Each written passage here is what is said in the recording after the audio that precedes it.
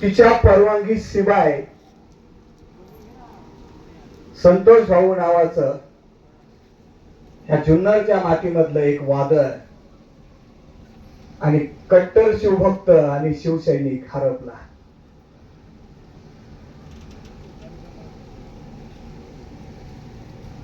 त्या मुलींच्या आयुष्यातील बाप नावाचा गट, त्या वयोवृद्ध काळामध्ये ज्या आईने आपल्या मुलाच्या सुखामध्ये आपल्या स्वतःच सुख पाहिलं, त्या म्हातारपणाच्या तिच्या आयुष्याची काठी मोडून पडली संतोष भाऊंच्या रूपाने. ज्या बहिणींना संतोष भाऊला भेटायला जायचंय, म्हणून ज्या बहिणी आपल्या आई बापासाठी आपल्या भावावर प्रेम करणाऱ्या त्या बहिणी धावत पळत, कोणी मुंबईला असेल, कोणी बाहेर असेल, धावत पळत या साकोरी गावाकडे येत असत.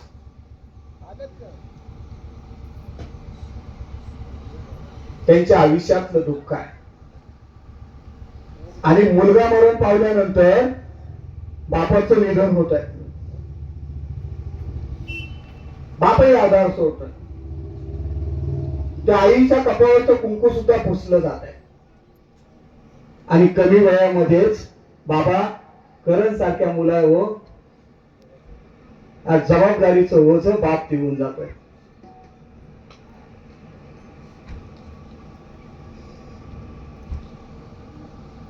वर्ष बोल बोल करता वर्ष निघून गेलंय.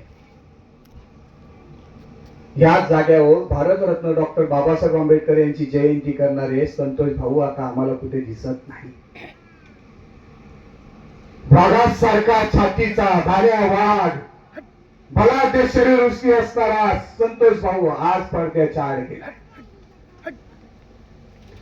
एक बाप नावाची गोष्ट हरपले. त्या मुलीच्या स्वप्नासाठी, लेकींच्या स्वप्नासाठी बापाने लागण ते करायचं. सचिन भाऊ, आपल्या तुमच्या भाषेसाठी आपल्याला असं असं करायचंय. सचिन भाऊ, माझ्या जमिनीवर कर्ज काढूया, लोन काढू, पण मला माझ्या करणला लय शिकवायचंय.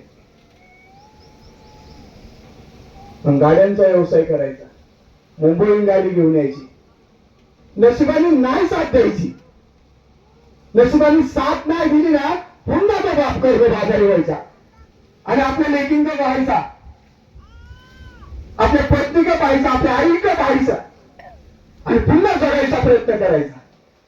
समाज व्यवस्थेमध्ये कोण काय म्हणतंय यापेक्षा मी माझ्या परिवारामध्ये सुख शोधतोय हे म्हणणारा संतोष भाऊ. माझ्या करण आहे, माझा करण खूप बालिश आहे, लहान आहे. सचिन भाऊ त्याच्याकडे सतत लक्ष देत जा. सतत मुलाची चिंता असणारा संतोष भाऊ. आणि अशा वयामध्ये जबाबदारी देऊन गेलाय मुलावर, ज्या वयामध्ये त्याला मुलांमध्ये, मित्रांमध्ये बोलायचंय, खेळायचंय, बागडायचंय, अशा वयामध्ये जबाबदारी ठेवून गेलाय. म्हणून आज उघडे परिवाराला या व्याख्यानाच्या माध्यमातून सांगतो जाता जाता, संतोष भाऊनी काय देऊन गेला, संतोष भाऊ काय घेऊन गेला. संतोष भाऊ एकच देऊन गेला की माझ्या परिवारात, माझ्या कुटुंबात, माझ्या लेकरांमध्ये, माझ्या बहिणींमध्ये एक सुख आणि आनंद शोधत गेला. आजही तो बाप रूपी संतोष भाऊ या उघडे परिवारामध्ये सतत आहे. सगळ्यात मोठं दुःख असतं ते म्हणजे पत्नीच्या कपाळावरचं कुंकू पुसणं. आज तिला आसरा देण्याची खरी गरज आहे. संतोष भाऊने जे परिश्रम घेतला, जे कष्ट केलं, जो परिवार फुलवला, त्या परिवाराची जबाबदारी करणवर येत असताना करण शेवटच्या काळामध्ये बाप तो थकला होता आणि त्या बापाला मरण समोर दिसत होतं.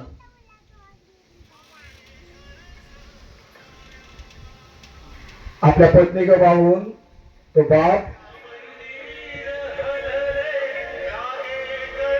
आपल्या पत्नीला म्हणतोय, आमच्या बहिणीला म्हणतोय, आमचा संतोष भाऊ. आता मला माझं शरीर साथ देत नाहीये. हा संतोष उघडे अखेरचा निरोप देणारे असं वाटतंय. माझ्या बहिणींना निरोप देशील का ग? कधी माझ्या बहिणी दारात आल्या ना, संतोष भाऊ आपल्या बायकोला सांगतो, कधी त्यांच्याशी तुमचे भाव करू नको ग. मला नाही वाटत मी जगेल म्हणून. या महाराष्ट्राच्या मातीचा वारसा, छत्रपती शिवरायांचा वारसा, फुले शाहू आंबेडकर विचारांचा वारसा सोडून जातोय. आणि माझ्या बहिणी कधी आल्या ना, साडी चोळी नको देऊस त्यांना, पण प्रेमाने त्यांच्याशी बोल. तुझ्यावर जबाबदारी देऊन मी जातोय. अगं तुझ्या कंपावरचं कुंकू पुसणार आहे, तुझं जे सौंदर्य आहे ना ते दिसणार नाहीये, मला ठाऊक आहे ग, पण माझं शरीर मला साथ देत नाही. माझी म्हातारी आई आता थकली. या संतोषचा तिलाच आधार होता. याच्या जीवावर ती खूप मोठमोठ्या गप्पा करायची ग. माझा संतोष, माझं पोरग म्हणजे माझं वाहन आहे. आता त्या वाघाची आईपासून ते वाघ आता दूर जाणार आहे. माझ्या त्या आईला म्हातारपणामध्ये जीव लावू का? स्वतःची आई म्हणून तिला कुठलीच गोष्ट कमी पडू देऊ नको. संतोष म्हणून तुझ्यामध्ये, सुनामध्ये संतोष म्हणून तिला सत्य दिसून दे का? अगं माझं करण लय लहान आहे बघ, बघ माझा करण किती लहान आहे. या वयामध्ये मी त्याच्यावर लय मोठी जबाबदारी घेऊन जातोय. आणि त्याला काही कळत नाही का? फुलायला तो बघ, माझं शरीर हातून जळत आहे, माझी कोणतरी वाट पाहत आहे, मला बोलायला होत आहे, मी निघताय तुम्हाला सोडून. माझ्या करणला, माझ्या लेकराला खूप जीवनाव, खूप प्रेम दे. त्याला समाज व्यवस्थेमध्ये कसं जगायचं, कसं वागायचं हे शिकव. आणि होय, माझ्या दोन्ही लेकींचं पोरांचं मी लग्न करून दिलं बरं का ग. मी माझ्या जबाबदारीतून मोकळा झालो. कसं असो, मिरची भाकरी असो, या संतोष उघडेने आज माझ्या दोन्ही लेकींचं चांगलं केलं. सोन्याचा संसार आहे, चांगल्या घरामध्ये माझ्या पोरी नांदतात. आणि बापाच्या आयुष्यातील सगळ्यात मोठी श्रीमंती कोण असते माहिती का? तुला माहिती आहे? अगं लेकी. म्हणून बाप मुलापेक्षा आहे ना 1% प्रेम मुलीवर जास्त करतो बरं का ग. मी पण माझ्या दोन्ही जीव आणि मावावर खूप जीव लावला. आज माझी नातवंड अंगणावर खेळत असताना, अंगणात आणि अंगावर खेळत असताना, एवढूसा पाऊल टाकत असताना हा बाबा नावाचा आवाजच आता हरपणार आहे. मी देतो निरोप माझ्या चिन्ह पाखरांना जग, माझ्या आईला कमी पडून देऊ नको. तथागत होतो मी त्यांच्या विचाराने शांततेमध्ये मी जातोय. आणि सगळ्यांना सांग, माझ्या भावकीला सांग, घराला सांग, समाजाला सांग, हा संतोष इथे चुकला असेल ना, पदरात घ्या आणि ह्या परिवाराच्या पाठीशी उभा राहा. या लेकरांना, या करणला एक मायाचा आसरा द्या. सांगा आपल्या गावच्या सामाजिक ज्येष्ठ बाबांना, पांडुरंग बाबाला हा संतोषचा निरोप सांगा.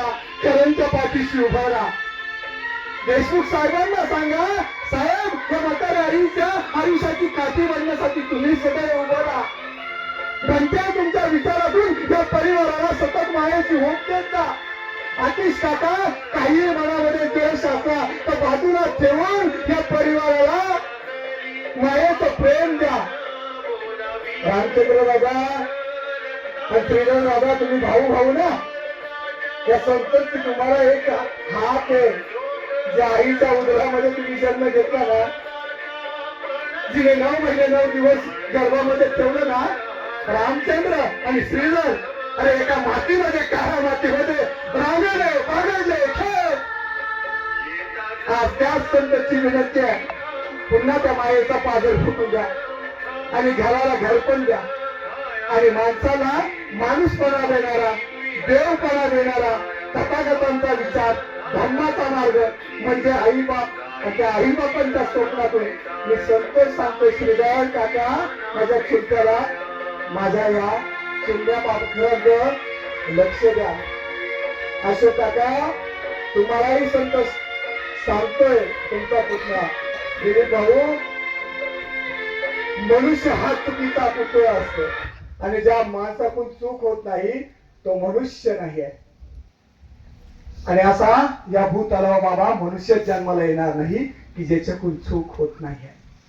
म्हणून त्या परिवाराला आता मायेची उभ द्या.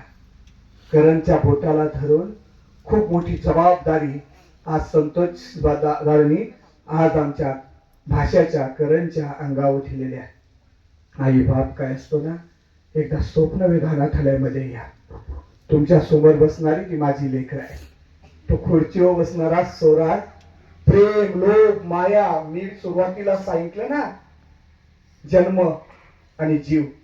अरे वासना लोभ निर्माण झाली ना सोपान दादा, तर बघा तो जन्माला आला 2 वर्षाचा असताना स्वप्नविधानालयामध्ये आला. तो स्वराज खुर्चीवर बसलाय.